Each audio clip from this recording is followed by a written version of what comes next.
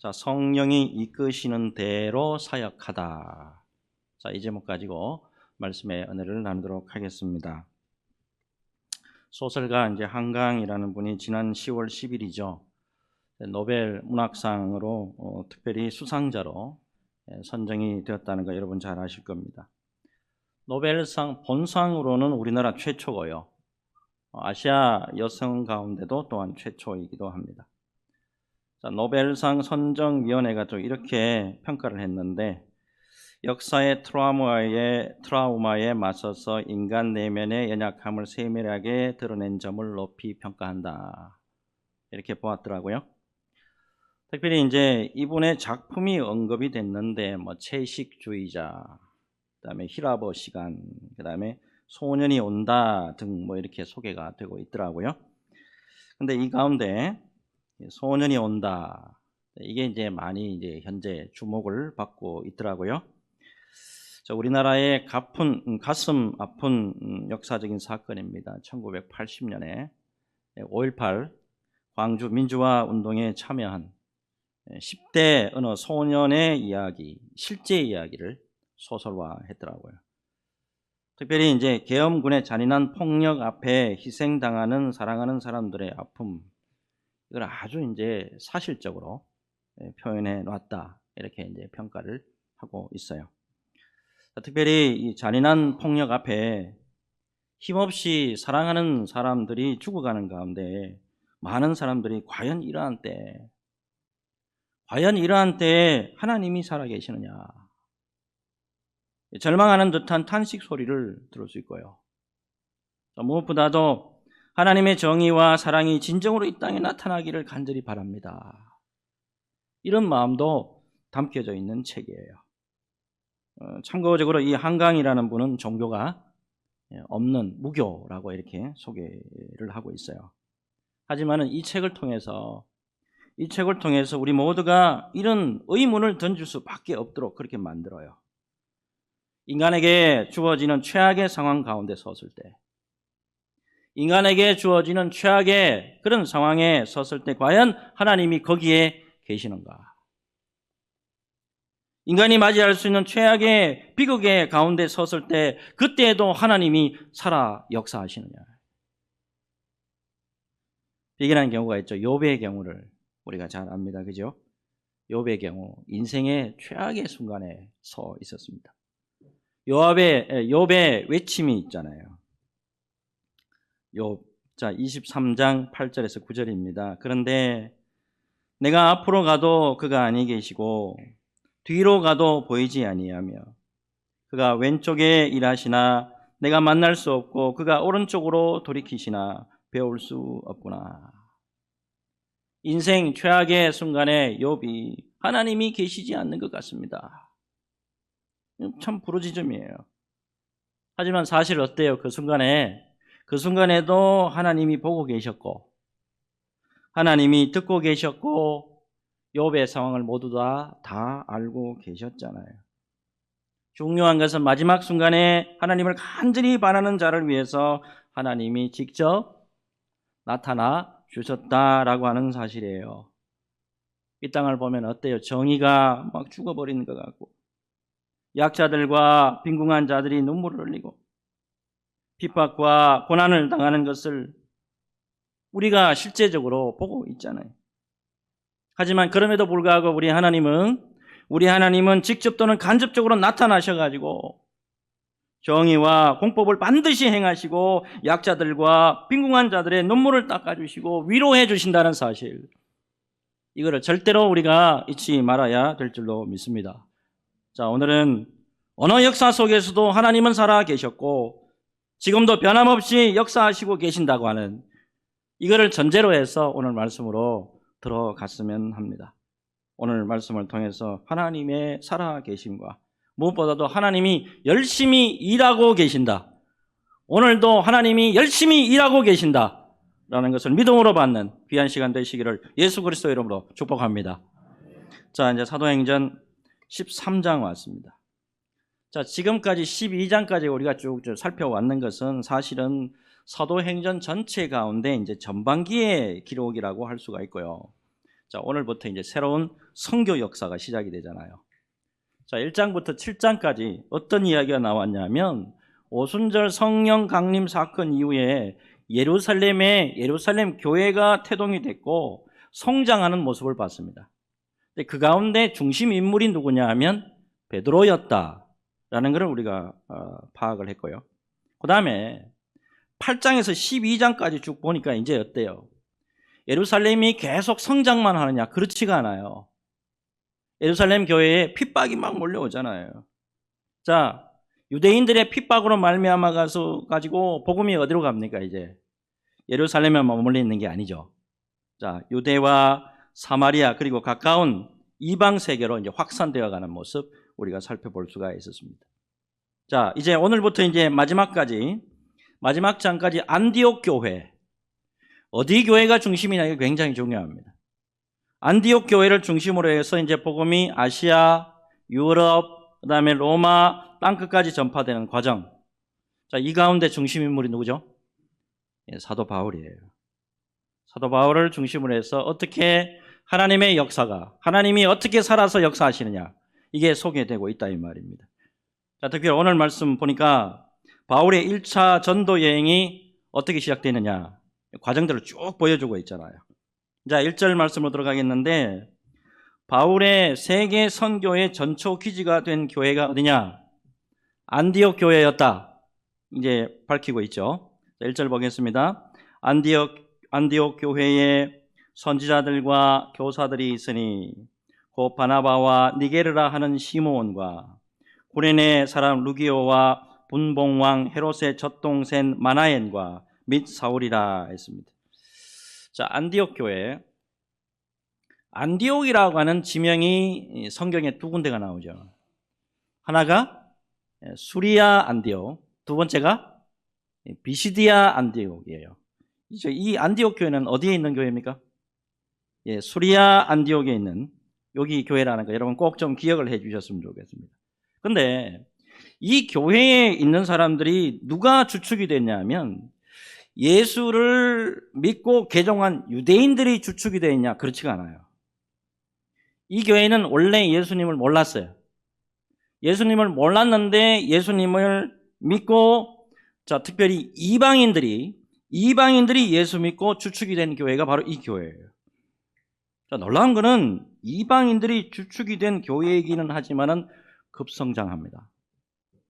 여러분, 성경의 역사를 잘 보시면 먼저 된 자가 나중되고 나중된 자가 먼저 되는 역사가 여기도 보인다니까요. 11장에 보시면 어때요? 이게 세워진 지 얼마 되지 않는 교회라고요. 근데 예루살렘 교회가 힘들고 어렵다 그러니까 구제 헌금을 다 모아요. 그래서 예루살렘 교회를 막 지원해 준다니까. 이제 갓 태어난 교회가 신앙의 열심과 성도들의 사랑, 여기에 대해서 매우 헌신적으로 일하고 있는 교회가 바로 안디옥 교회다라는 걸 알 수가 있어요. 무엇보다도 당시로 봤을 때는 이제 교회가 갓 세워져 가지고 교회가 어려울 거란 말이에요. 그래서 안디옥 교회 같은 경우에 자신의 교회들의 안정과 부흥을 위해서 더 기도하고 더 힘써야 되는데 반대예요. 더 넓은 선교 사역을 위해 가지고 하나님의 뜻에 순종해 가지고 그 작은 교회가, 어려운 교회가 선교사 파송부터 먼저 한단 말이에요. 특별히 이 안디옥 교회가 어디에 집중하고 있냐? 여러분, 안디옥 교회가 어디에 집중하고 있었길래 하나님께서 끝까지 안디옥 교회를 사용하셨느냐? 요거 잘 아셔야 돼요. 자, 2절부터 보겠습니다. 주를 섬겨 금식할 때에 성령이 이러시되 내가 불러 시키는 일을 위하여 바나바와 사울을 따로 세우라 하시니. 4절. 두 사람이 성령의 보내심을 받아 실루기아에 내려가 거기서 배 타고 구브로에 가서, 뭐가 강조되어 있죠? 성령이 이러시되 성령의 보내심을 받아. 사도 바울이 1차 지금 전도 여행의 출발이 누구에 의해서 지금 출발하는 거예요? 성령 하나님에 의해서 출발됐고, 성령 하나님에 의해서 인도가 됐고, 성령 하나님에 의해서 선교 역사가 시작이 됐다라고 하는 사실이에요. 자, 여러분, 여기서 교회의 사명 가운데 복음 전파, 선교가 얼마나 성령께서 원하시는 것인가. 요거를 여러분 파악할 필요가 있어요. 사도행전 1장 8절이죠. 오직 성령이 너희에게 임하시면 너희가 권능을 받고 예루살렘과 온 유대와 사마리아와 땅끝까지 이르러 내 증인이 되리라 하시니라. 여러분, 결국에 교회는 성령이 원하시는 대로, 교회는 성령이 원하시는 바 땅끝까지 증인되는 사명, 곧 복음을 전하는 일에 집중해야 된다라는 것을 절대로 잊으시면 안 돼요. 여러분, 이 땅에서 예수님이 공생애 내내 하신 일이 뭐예요? 예수님이 공생애 3년 6개월 동안 계속 하신 거. 마태복음 9장 35절이라 그랬죠. 내가 늘 강조하잖아요. 마태복음 9장 35절. 마구 사모해야 될 말씀이에요. 마구 사모해야 될 말씀. 같이 한번 읽겠습니다. 같이 읽습니다. 시작. 예수께서 모든 도시와 마을에 두루 다니사 그들의 회당에서 가르치시며 천국 복음을 전파하시며 모든 병과 모든 약한 것을 고치시니라. 잘 보시면 두루 다니사 go through 이렇게 돼 있다고, 영어로 보면. 그 다음에 가르치시며 전파하시며 고치시니라. 교회는 예수님처럼 어느 곳에 가든지 두루 다닐 줄 알아야 돼. 두루 다니면서 가르치고 전파하고 기도하면서 치유하는 사역을 감당해야 되는 것이 교회라는 곳이라고, 교회.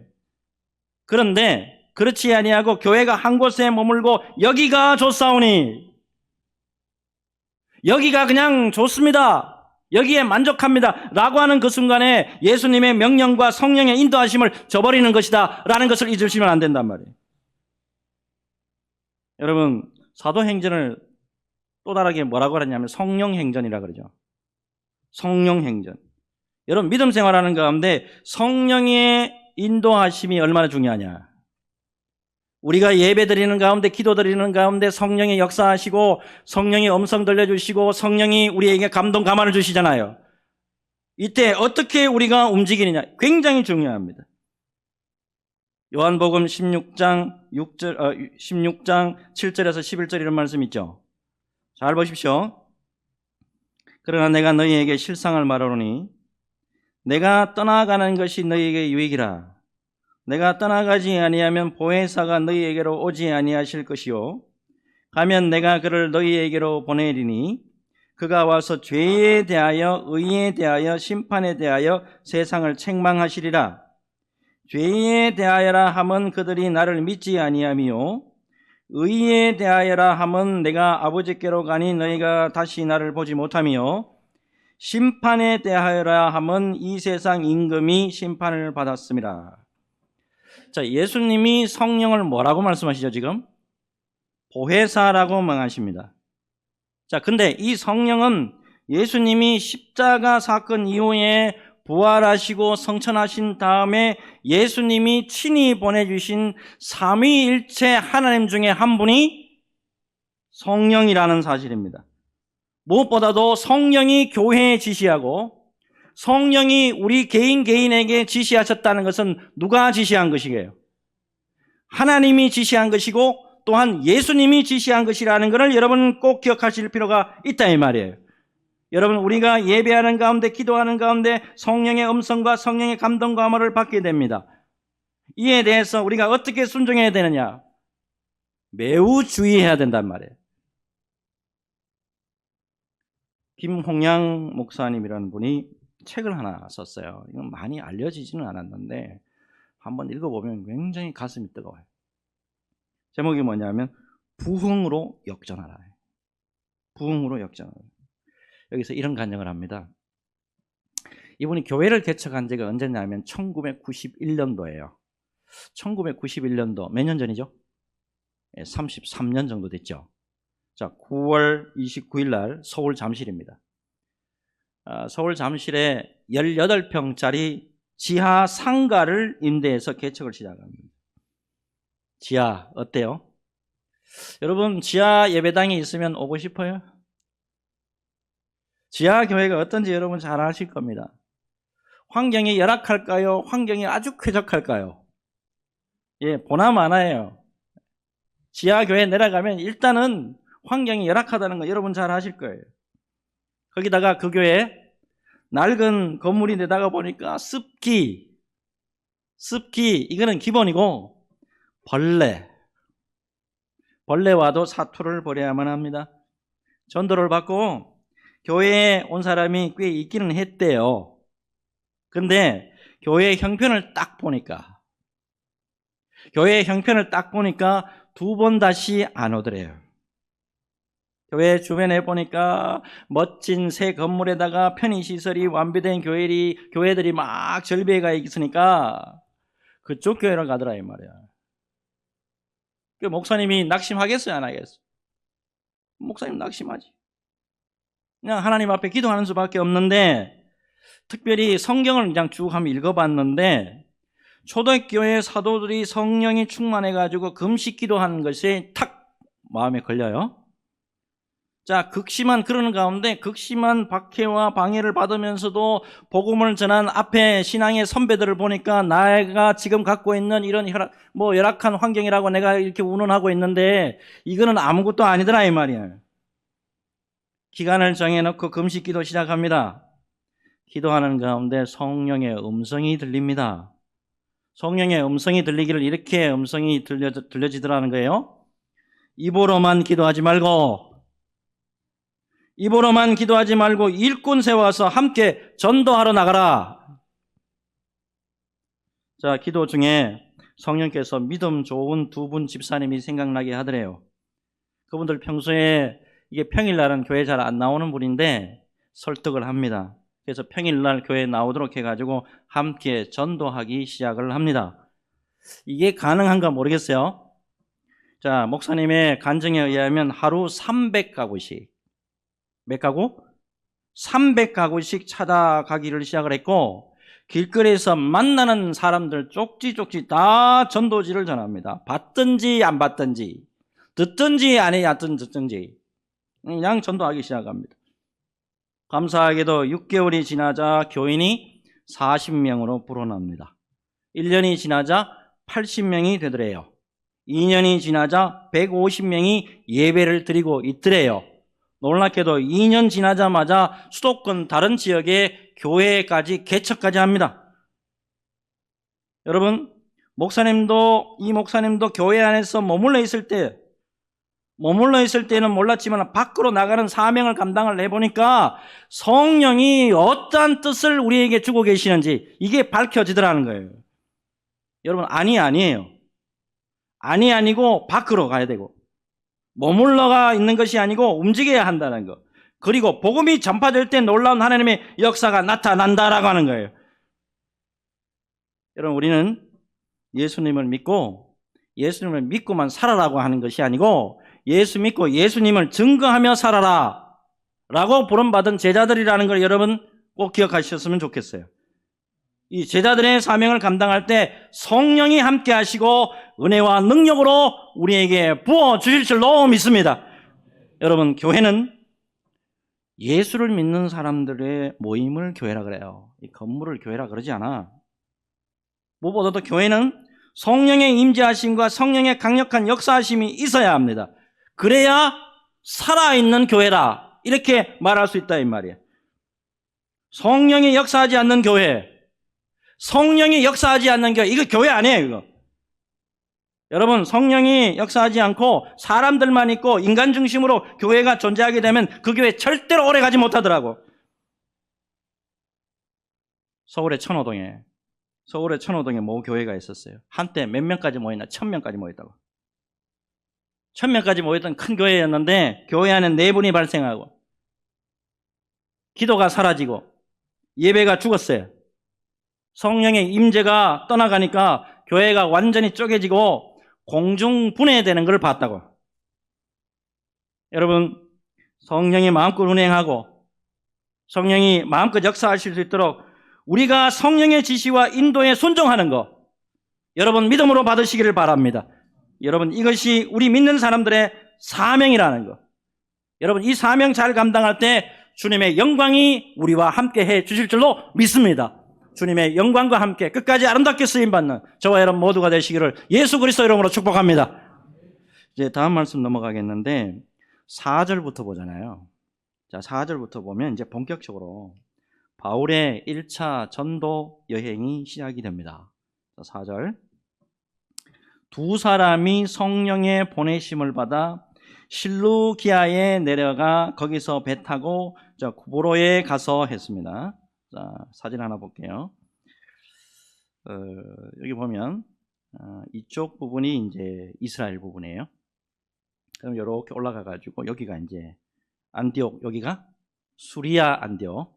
자, 여기서 이제 실루기아로 내려가죠. 이렇게 내려갔다가 여기서 배 타고 이 구브로에 갑니다. 구브로에 가가지고 살라미, 바보 이렇게 이제 가서 사역을 한다. 이제 이 말이에요. 근데 이 구브로를 왜 갔을까? 구브로가 이게 지중해에 있는 섬이란 말이에요. 육지로 그냥 가면 되잖아요. 근데 왜 섬으로 갔겠느냐 하는 거예요. 자, 이 사도 바울을 끝까지 영육간에 끝까지 박수 쳐주고 밀어준 사람이 있죠. 누굽니까? 바나바죠. 바나바의 고향이 바로 여기에요.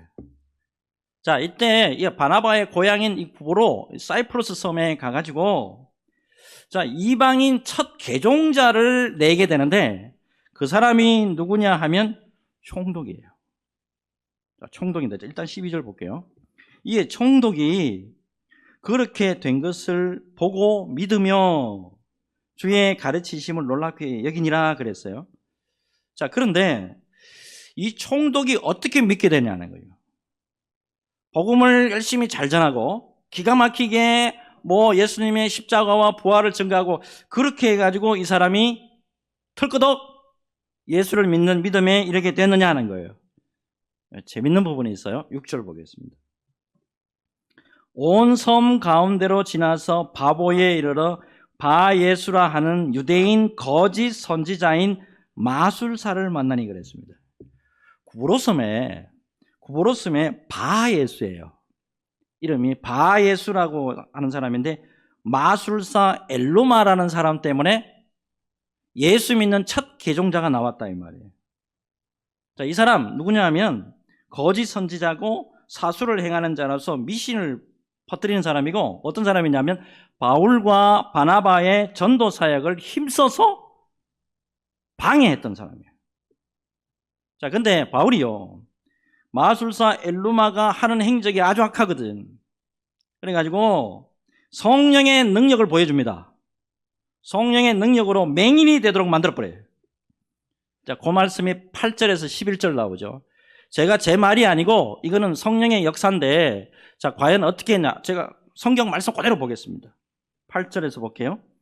자, 이 마술사 엘루마는 이 이름을 번역하면 마술사라. 그들을 대적하여 총독으로 믿지 못하게 힘쓰니 바울이라고 하는 사울이 성령이 충만하여 그를 주목하고 이르되 오직 거짓과 악행이 가득한 자여 마귀의 자식이요 모든 의의 원수여 주의 바른 길을 굽게 하기를 그치지 아니하겠느냐. 보라, 이제 주의 손이 내 위에 있으니 네가 맹인이 되어 얼마 동안 해를 보지 못하리라 하니 즉시 안개와 어둠이 그를 덮어 인도할 사람을 두루 구하는지라. 성령의 능력이 나타나요. 성령의 능력이 나타나니까 총독 서기오 바울이 예수 믿고 첫 개종자가 됐다는 거예요. 자, 여기서 이제 우리가 분명하게 이제 하나 깨달아지는 게 있죠. 복음이 전파되는 곳에 대적자가 있어요, 없어요? 있다 이 말이야. 방해자가 있어요, 없어요? 방해자가 있다 이 말이에요. 바울과 바나바가 지금 계속 보니까 어때요? 성령의 인도하심이에요.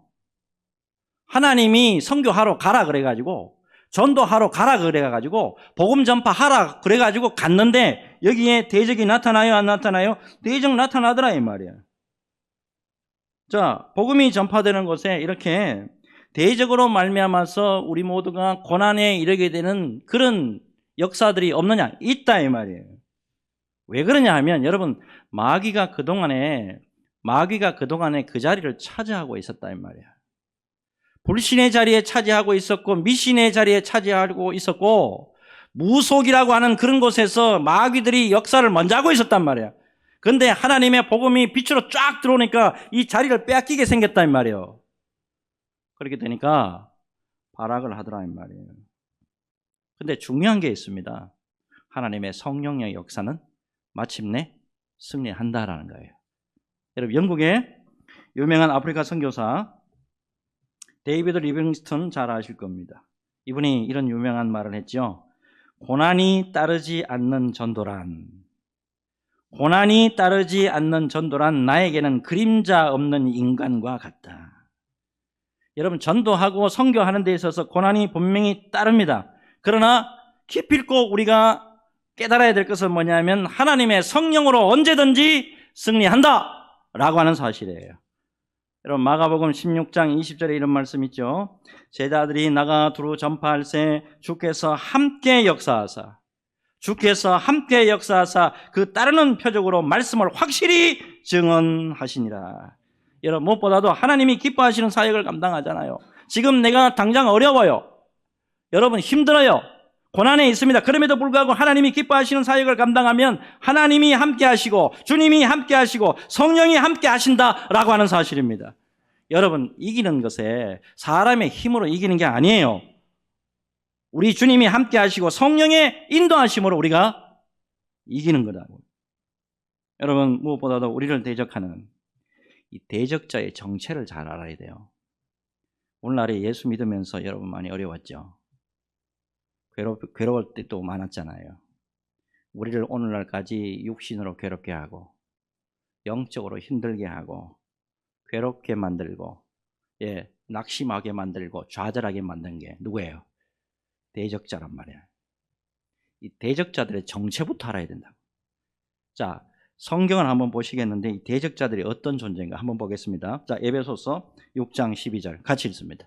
같이 읽습니다. 시작. 우리의 실험은 혈과 육을 상대하는 것이 아니요 통치자들과 권세들과 이 어둠의 세상 주관자들과 하늘에 있는 악의 영들을 상대함이라. 아멘. 우리의 대적자는 혈과 육이 아니에요. 영적인 존재란 말이에요. 영적인 존재를 우리가 육을 가지고 있는 사람이 이길 수 있나요? 두 번째, 유다서 1장 6절입니다. 같이 읽습니다. 시작. 또 자기 지위를 지키지 아니하고 자기 처소를 떠난 천사들을 큰 날의 심판까지 영원한 결박으로 흑암에 가두셨으며. 아멘. 보니 우리의 대적자는 하나님의 피조물 가운데 천사들 중에 일부예요. 자기 자리를 지키지 아니했던, 자기 자리를 지키지 아니했던, 그리고 범죄와 타락한 천사들이다라는 걸 알 수가 있어요. 마지막으로 베드로 후서 2장 4절 같이 읽습니다. 시작. 하나님이 범죄한 천사들을 용서하지 아니하시고 지옥에 던져 어두운 구덩이에 두어 심판 때까지 지키게 하셨으며. 아멘. 범죄한 천사들이에요. 하나님의 보좌가 있는 하늘에서 쫓겨난 자로서 이 세상의 신이라기도 하고 우리가 잘 아는 공중 권세 잡은 자다라고 불리기도 합니다. 이렇기 때문에 사람의 힘으로 못 이기는 거예요. 이거는 사람의 힘으로 못 이긴다고. 그래서 교회가 늘 가르치는 게 있잖아요. 교회가 뭘 가르칩니까? 모든 대적을 이기고 교회가 교회로서 사명을 감당하기 위해서 예수님의 이름으로 기도해야 한다. 이걸 계속 강조하잖아요. 현대가에 있어서 대표적인 면허입니다. 현대가에 생각보다 많은 예수 믿는 사람들이 들어가 있어요. 그런데 가장 대표적인 분이죠. 정몽준 의원의 부인입니다. 김영명 권사님이에요. 김영명 권사님. 나이가 몇 살쯤 됐을까요? 정몽준 의원하고 대충 이렇게 맞추면 되는데 나이가 몇 살쯤 됐을까요? 68세. 68세랍니다. 아버지가 전 외무부 장관이었습니다. 김동조 씨라고 예수 아주 잘 믿는 분이에요. 할아버지가 더 유명해. 할아버지가 김해 성결교회 설립자입니다. 그리고 할머니 권사님이 남대문 교회의 주축이었다고 말해요. 네, 한마디로 말하면 정통 크리스찬 집안의 막내딸로 태어나서 아주 곱게 자란 분이에요. 그런데 1978년도에 이 정몽준 의원과 가까운 사이에 어떤 언니가 있었는데 이 언니의 소개를 받고 이 2년 뒤에 정몽준 의원하고 결혼을 합니다. 자, 여러분, 정주영 회장의 집에 들어가요. 정주영 회장 가정에 며느리로 들어갑니다. 절대 이 가정에 들어가는 게 만만치 않다라는 게 일단은 머릿속을 스치게 만듭니다. 정주영 회장 그 당시에 뭐 딴 거는 안 믿었다라고 하는데 유교를 굉장히 숭상한 사람으로 알려져 있어요. 자, 근데 이 집안에 들어가 가지고 이 며느리가 기도하기 시작합니다. 재밌는 사실이 있던데 어릴 때부터 할머니가 기도를 가르쳐줬는데 할머니 성함이 조원통 권사님이에요. 이름이 뭐라고? 조원통 권사님. 이름을 왜 이렇게 지었나 몰라. 조원통 권사님의 신앙 교육이 철저했다라고 합니다. 그래서 지금도 김영명 권사님이 4시 반이면 어김없이 새벽 기도에 나간답니다. 이 며느리가 기도했는데 이 며느리의 기도에 의해서 남편 정몽준 의원이 예수 믿고 안수 집사가 됩니다. 그리고 시아버지 정주영 회장을 누가 전도했느냐? 정몽준 의원이 전도합니다. 그렇게 해가지고 오늘의 교회 하용조 목사님부터 세례받고 돌아가셨다. 제가 말씀 자주 드렸죠. 정주영 회장이 좋아했던 복음성가가 있대요. 내게 강 같은 평화, 내게 강 같은 평화. 이거 굉장히 좋아했답니다. 최근에 미국 LA에서 김영명 권사님이 간증한 이 동영상이 있더라고. 딴 거 다 차치하고 이런 말이 제 기억에 남아요. 그동안에 정말이지 기도와 눈물의 세월이었습니다. 그동안에 정말이지 여러분들이 보기에는 내가 화려하고 정주영 회장이라고 하는 그 가정에 시집온 부잣집에 시집온 그런 며느리라고 생각할지 모르지만 사실은 정말이지 기도와 눈물의 세월이었습니다. 대적하는 영이 얼마나 강력했던지 우리가 짐작할 수가 있다 이 말이에요. 그럼에도 불구하고 긴 세월을 오직 기도로 대적을 물리치고 승리의 자리에 설 수 있었다라고 하는 거예요. 이번에 이제 국민일보 기자가 인터뷰를 했더라고. 근데 인터뷰 다 하고 난 다음에 마지막에 이런 글을 써놨어요. 김 권사에게는 크리스찬의 향기가 물씬 풍겼다. 솔직했고 인터뷰 내내 타인을 향한 깊은 배려가 돋보였다. 인생에서 가장 중요한 것이 믿음이라고 서슴없이 이야기하는 그녀. 자신의 손에 있는 모든 것을 통해 하나님께 영광 드리려 하는 마음이 귀하다. 앞으로 더 큰 믿음의 행보를 보이리라. 여러분, 믿음의 길 가운데, 믿음의 길을 가는 가운데 대적자들, 그리고 난관자들, 많은 어려움들이 반드시 있어요. 하지만 하나님의 성령이 우리 편이고 우리의 기도에 반드시 능력으로 역사하시는 것을 기억하시고 믿음해 주시고 우리를 온전하게 세워주시는 예수님의 이름으로 기도하면서 언제나 승리의 자리에만 서는 저와 여러분들이 되었으면 하는 마음 간절합니다.